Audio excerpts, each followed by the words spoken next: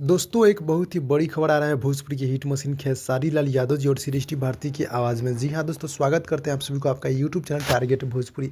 जिस गाने का बोल है रोटियां जरता। जी हाँ दोस्तों, रोटियां जरता जो कि खेसारी लाल यादव जी और सृष्टि भारती जी सॉन्ग को मिलकर पूरा किए। इस गाने को रिलीज़ किया जा रहा है ग्लोबल म्यूजिक जंक्शन के माध्यम से कल सुबह 10 बजे। जी हाँ दोस्तों, यानी कि फुल वीडियो सॉन्ग देखने को मिलेगा। और वीडियो फीड की बात कर लें तो श्वेता महाराज जी नज़र आने वाली है और ये गाना ग्लोबल म्यूजिक जंक्शन के माध्यम से देखने को मिलेगा कल सुबह 10 बजे। जी हाँ दोस्तों, आप लोग रेडी हो जाएगा।